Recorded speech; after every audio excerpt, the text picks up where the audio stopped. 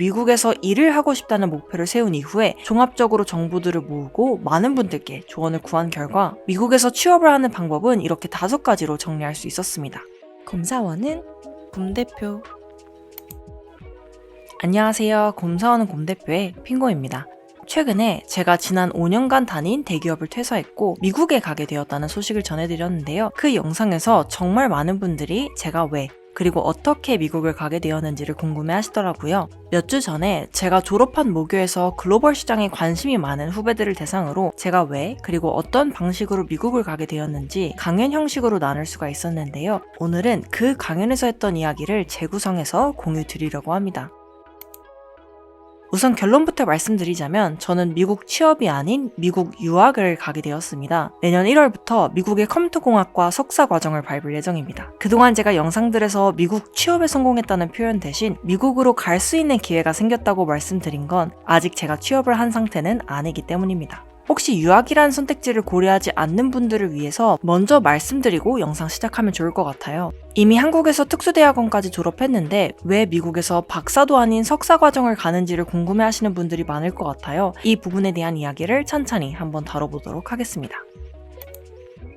우선 첫째, 미국을 갈 수 있는 다양한 선택지들이 있는데요. 저도 미국에서 일을 하고 싶다는 목표를 세운 이후에 종합적으로 정보들을 모으고 많은 분들께 조언을 구한 결과 미국에서 취업을 하는 방법은 이렇게 5가지로 정리할 수 있었습니다. 첫 번째는 한국 기업에서 주재원을 나가는 방법이었고요. 두 번째는 미국에서 2년제 커뮤니티 컬리지를 졸업한 이후에 취업을 하는 방법이었습니다. 세 번째는 국가나 공공기관에서 진행하는 미국 인턴십 프로그램에 참여하는 것이었고요. 네 번째는 미국 회사에 한국에서 다이렉트로 지원을 하는 방법이었습니다. 마지막으로 5번째는 미국 석사 유학을 통한 취업을 하는 방법이었습니다. 우선 1번의 경우 제가 다니고 있는 회사에서는 불가능한 선택지였기 때문에 해외 지사로 보내주는 제도가 있는 회사에 취직을 해야 한다는 문제가 있었습니다. 또 모두를 해외로 보내주는 건 아니기 때문에 그 회사 내에서 나름대로 경력도 쌓고 인정도 받아야 하는 길이었습니다. 하지만 저는 점점 더 책임질 게 많아지는 나이가 될수록 자유롭게 해외로 나가지 못할 거라고 판단을 했어요. 그래서 1번은 선택지에서 제외를 시켰습니다. 2번과 3번의 경우 제가 원하는 글로벌 빅테크 기업을 가기에는 어려운 선택지들이라고 생각을 했습니다. 물론 갈 수도 있겠지만 현실적으로 확률이 너무 낮다는 생각을 해서 이 또한 선택지에서 제외를 시키게 되었습니다. 남은 건 한국에서 다이렉트로 미국에 지원해서 취업하는 방법과 대학원 유학을 통해서 취업을 하는 방법이었는데요. 저도 최대한 대학원을 다시 가는 걸 피하고자 몇 개월 정도 영어로 된 이력서도 만들고 링크드인 프로필을 꾸미고 실제로 몇 개 기업에 지원도 해봤었습니다. 하지만 미국은 비자가 가장 큰 허들인 걸 아시는 분들은 정말 잘 아실 겁니다. 미국은 일을 하기 위해 H-1B라고 하는 비자가 필요한데요. 이게 1년에 한 번 매년 4월에 추첨제로 진행이 됩니다. 그런데 추첨이 될 확률이 2023년 통계에 따르면 20%도 안 된다고 합니다. 즉 미국 기업의 입장에서 한번 생각을 해보면 미국에도 인재들이 넘치는데 굳이 한국에 있는 외국인을 5에서 7차에 걸친 면접까지 봐서 채용한다고 한들 내년 4월에 있는 비자 추첨까지 기다려줘야 하고 그마저도 20%의 확률로 붙는 것입니다. 만일 이 5분의 1 확률로 비자 추첨에 당첨된다고 하더라도 그 사람이 고용 허가를 받는 시점은 그해 10월부터니 사실상 외국인을 굳이 뽑을 필요는 없는 거죠. 실제로 제가 한국에서 미국 기업으로 지원을 해보니 이력서를 넣는 순간부터 비자 스폰서가 필요한 지원자인지를 체크하는 칸이 있었습니다. 이걸 체크하고 나니 서류 합격은 고사하고 탈락했는지조차 알려주지 않더라고요. 오랜 기간 결과 나오길 기다리다가 결국 채용 공고가 닫히는 걸 보는 과정 속에서 한국에서 미국 기업에 다이렉트로 지원해서 내가 원하는 회사를 들어가는 건 어렵겠구나 생각을 하게 되었습니다. 하지만 만일 미국에서 대학원을 나온 경우 이 H-1B 비자가 없더라도 미국 내에서 일할 수 있는 유예 기간이 생깁니다. 기본적으로는 1년이라는 시간 동안 OPT라고 하는 비자가 나오는데 만약 스템 전공, 즉 사이언스, 테크놀로지, 엔지니어링 그리고 매스 전공을 하면 3년의 OPT 기간을 받을 수 있습니다. 스템 전공 졸업자는 미국에서도 필요로 하는 분야의 인재라고 생각을 하는 것이죠. 즉 스템 전공으로 대학원을 졸업하기만 하면 H-1B 비자 없이도 미국에서 3년 동안 일할 수 있는 기회가 생기는 것이고 그 3년 동안 매년 4월에 H-1B 추첨을 해볼 수 있는 것이죠. 저는 미국 기업을 지원함과 동시에 대학원 입학 과정도 함께 진행을 하고 있었고 감사하게도 컴퓨터공학과 대학원 과정에 합격을 하게 되어서 올해 출국을 앞두고 있습니다. 졸업한 후 실제로 취업하는 시점까지 앞으로 1.5년 정도가 더 걸리긴 하겠지만 그래도 미국에서 일할 수 있는 길을 터놓았다는 것이 소득이었습니다.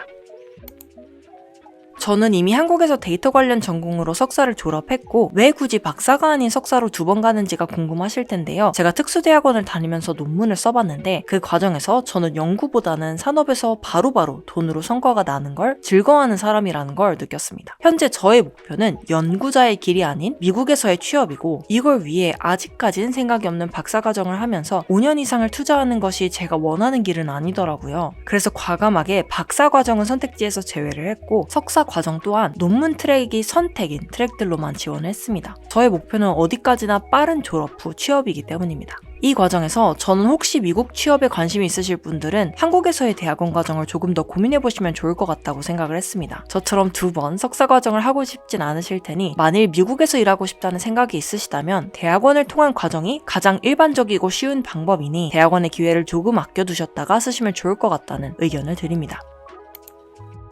그러면 한국에서 특수대학원 다닌 것을 후회하는가 또 주변에서 많이 여쭤보시는데요. 생각보다 그렇게 후회가 되지는 않습니다. 저는 대학원 입학을 발판 삼아서 데이터 사이언티스트로 직무 전환을 했고 사실 그 덕분에 미국에서 개발자로의 길도 생각할 수가 있었습니다. 만일 기획 직무에 남아 있었더라면 미국 대학원의 스템 전공으로 입학하기 어려웠을 수도 있고 현실적으로 외국인으로서 미국에 취업을 할 때 기획 직군보다는 개발자로 취업하는 것이 더 용이할 것이라고 생각합니다. 또 대학원에서 만난 네트워크와 배움의 경험들은 제가 낸 학비 그 이상의 가치를 주었다고 생각합니다. 그렇다고 또 모두가 석사를 2번 할 필요는 없으니 혹시나 미국 유학이나 취업에 생각이 있으신 분들은 처음부터 미국 대학원을 고려하시면 좋을 것 같습니다. 그 다음으로는 왜 이 학교, 이 전공을 선택했는지를 말씀드리려고 합니다. 우선 저는 대기업에서 거의 5년 경력을 채우던 차에 퇴사를 했는데요. 저는 회사에서 일하는 게 꽤 즐거웠고 주변에 너무 훌륭한 동료들과 함께 일할 수 있어서 행운이었다고 생각을 했었습니다. 그러니 미국으로 간다면 이 모든 걸 내려놓고 가는 만큼 확실한 성공이 보장된 학교와 전공을 선택해야겠다는 생각이 강했습니다. 물론 석사 졸업장이 그 어떤 것도 보장해주진 않겠지만 그래도 좋은 학교일수록 그리고 정통성 있는 전공일수록 제가 원하는 회사의 좋은 조건으로 취업할 수 있는 확률이 높아질 것이라고 생각을 했어요. 그래서 데이터 사이언스 전공, 비즈니스 애널리틱스 전공, 인포메이션 스터디스 등의 전공을 제쳐두고 컴퓨터 사이언스와 컴퓨터 엔지니어링 학과로만 지원을 했습니다. 이왕 제가 모델 개발과 딥러닝 업무를 하는 김에 컴퓨터공학을 전공해야겠다 싶었어요. 그리고 내려놓고 가는 게 많은 만큼 좋은 학교를 가고 싶은 마음이 커서 미국 내에서 컴퓨터공학 석사로 탑 10 안에 드는 학교 중에서 너무 비싼 동네나 위험한 동네인 학교들을 제외하고 제가 지원 조건이 되는 6개의 학교에 지원을 하였습니다. 지금 가진 것들도 만족스러운 만큼 원하는 학교에 안 붙으면 안 가야지 하는 마음이 있었어요. 아래는 US 뉴스에서 발표한 베스트 컴퓨터 사이언스 스쿨 순위인데요. 학교 선택 기준과 지원 조건에 대해서는 나중에 더 깊이 있게 다루는 영상으로 한번 준비를 해보도록 하겠습니다. 이것도 드리고 싶은 꿀팁들이 너무 많거든요. 제가 최종적으로 지원한 학교는 스탠포드와 UIUC, 유덥, 코넬과 프린스턴, 그리고 UT 오스틴입니다. 정말 이름만 들어도 쟁쟁한 학교들인데요. 이 중에서 저는 정말 감사하게도 미국 컴퓨터공학 전공으로 5위 학교인 UIUC에 최종 입학을 하게 되었습니다. 기획자로 첫 커리어를 시작한 제가 데이터 사이언티스트로 커리어를 전환하고 그 커리어를 더 큰 시장에서 이어가기 위해 컴퓨터공학 전공으로 미국을 간다는 게 아직까지도 현실감이 없는 것 같아요. 하지만 좋은 기회가 주어졌고 이걸 해냈을 때 분명 제가 한층 더 성장해 있을 거라는 확신이 있어서 정말 최선을 다해서 열심히 해볼 예정입니다. 내년 1월부터 학기가 시작될 예정이라 11월인 지금은 학기 시작 전까지 2달 정도가 남아있는 상황입니다. 컴퓨터공학과에서 석사 수준의 수업을 듣기 위해 관련 강의도 꾸준히 듣고 있고 미국에 가서 생활비로 쓸 수 있게끔 열심히 강의도 뛰면서 돈도 벌고 있습니다. 또 링크드인으로 미국 생활과 취업에 도움이 될 만한 네트워크도 쌓아가고 있어요. 미국에서 치열하게 살아갈 앞으로의 몇 년간의 과정도 유튜브를 통해 계속해서 보여드릴 수 있으면 좋을 것 같습니다. 혹시 저처럼 미국 유학을 가지 않고 미국에 취업할 수 있는 방법을 알고 계신 선배님들이 계신다면 유튜브 댓글을 통해 그 노하우와 경험들 나눠주시면 좋을 것 같아요. 저는 이미 유학의 길을 선택했지만 해외 취업을 생각하시는 많은 분들께 좋은 팁이 될 것 같습니다. 그럼 오늘 영상은 여기에서 마무리해보려고 하고요. 석사 입학 과정에 필요한 토플, GRE와 SOP 등에 대한 내용들도 가능할 때 컨텐츠로 한번 나눠보도록 하겠습니다. 그럼 오늘도 영상 끝까지 봐주셔서 너무 감사드리며 다음에 또 좋은 영상으로 찾아뵙도록 하겠습니다. 감사합니다. 지금까지 핑곰이었습니다.